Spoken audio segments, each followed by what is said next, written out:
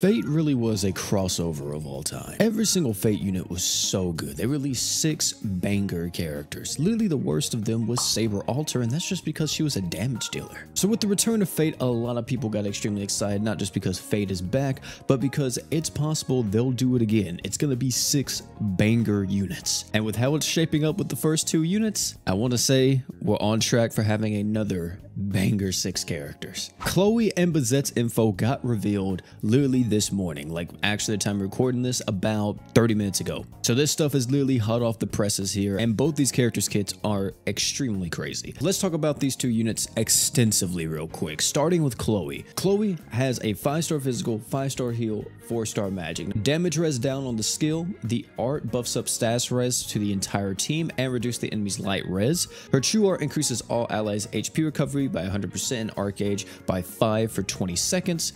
And if your allies are light allies, they will get an additional 2 art gauge, so in total 7 arts per second if you are using her alongside other light units. Super art is able to buff up everybody's damage by 150%. Human allies, though, get an additional 100%, so 250% damage up right there. Now, one thing you may notice in the kit is that she's able to buff up heal amount recovery, but where's the healing? Ladies and gentlemen, the passives. She gives everyone a 400 heal per second just by being on the field. This is a constant buff, by the way. And the fact that she's able to buff this up by 100 means that it gets doubled. So that's kind of crazy. She also has 2 other passives, which is like increase on accuracy, magic res, you know, those are whatever.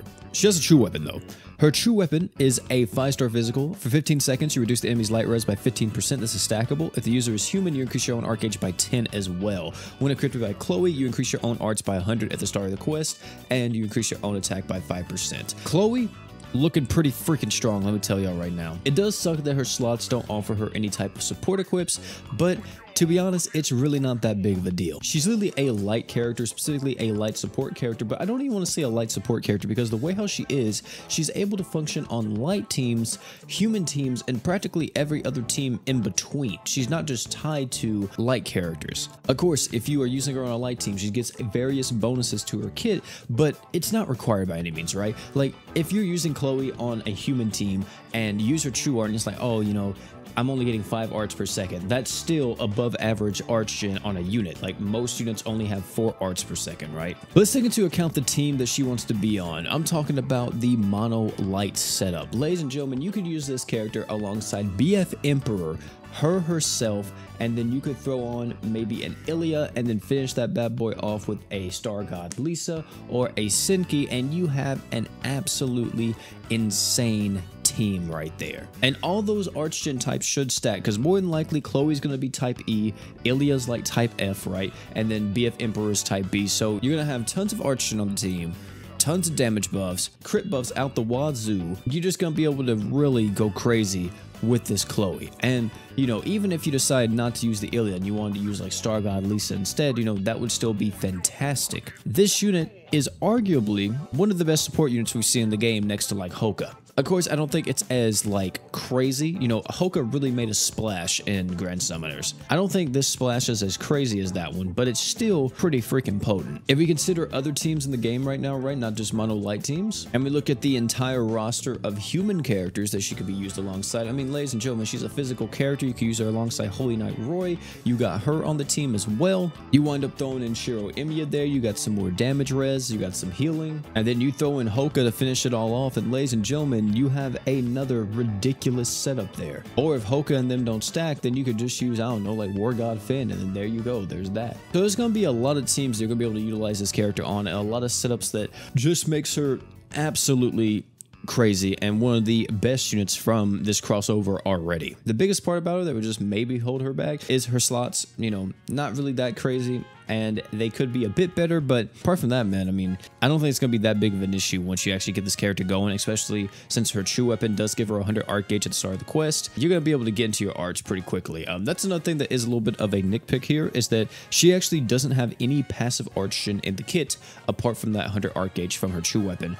There's nothing giving her like 5 arts per second, or even her skill isn't even arts gen for her. I mean, that might be a little rough if you're brand new to the game, you don't have other characters or other equips to kind of help boost her arts gen a little bit, but once you get her in her true art, I mean, she's practically going to be constantly arch-genning all the time. So yeah, lots of versatility with this character, lots of places you can use her, and is easily extremely broken.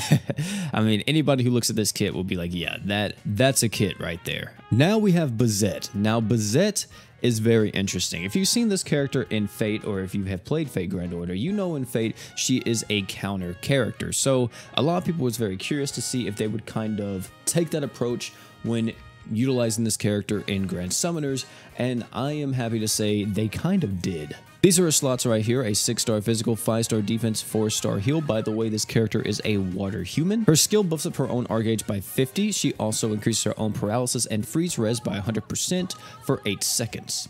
Her art buffs up all ally stats and physical res by 20%. When her own true art is used, you reduce your own defense equip by half, and then for 20 seconds you reduce the enemy's water res by 80%. I'm coming back to this in just a second. Let's get through the whole kit before, I talk about that anymore. Super art increases your own super art's damage by 250% and accuracy by 100% for the duration of the super art. However, if your super art is used while the enemy is using arts, you increase your own super art's damage by 500% and accuracy by 200% for the duration of the super art instead. As for her ability, she reduces her own skill res by 100%, which is kind of a weird debuff, but I mean, okay. When your own HP is 70% or higher though, you ignore 100% of the enemy's defense. You also increase your own arcade by 50 at the start of the quest, and your own evasion rate by 20%. Ladies and gentlemen, that's not it though, because she also has a true weapon. Her true weapon is that if the user is water for 10 seconds, you reduce the enemy's damage res by 20%. If the user is water and your own HP is above 80%, you reduce the enemy's damage res by 35% instead.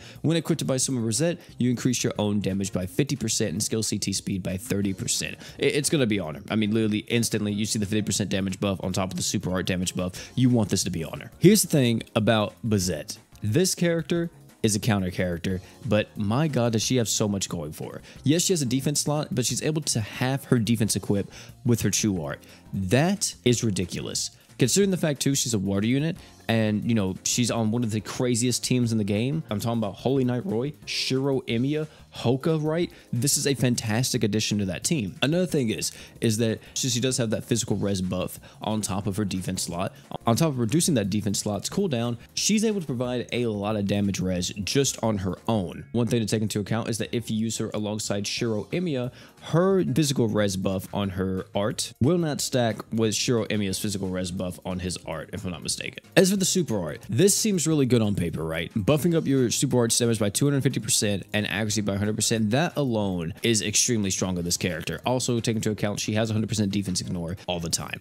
But while the enemy is using the super art, you're doubling all of that, right? I know some people may say, oh, there's so many bosses in the game that have iframes whenever they go into their arts, which is true. There are a lot of bosses in the game that whenever they use their arts or whatever, they get the iframe buff. But there are cases too where that doesn't always apply. Not every boss in the game has iframes when using their arts and stuff. It's mainly threshold attacks, right? But for majority of other arts in the game, you're going to be able to time this with the super art. And I don't even think this is going to be like the thing you have to do with Bazette, but it's going to be the thing that she really wants to do to get the most out of her kit. But yeah, ladies and gentlemen, Bazette and Chloe. What a crazy duo coming out to the game already. I'm pretty excited, man. I really am. I'm pretty excited. They seem extremely strong, extremely potent units, and I can't wait to see what the other characters do. If this is already what we're getting from Fate, I can't wait to see like what Sakura, Ren, and all of them are going to be doing. I'm expecting some big damage. But hey, if you enjoyed what you saw here, I highly recommend you check out either one of the other videos, including my reaction to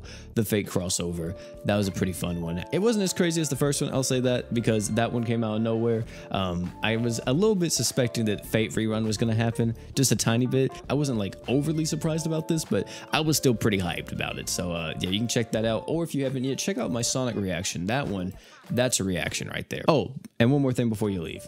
Don't forget to drink water.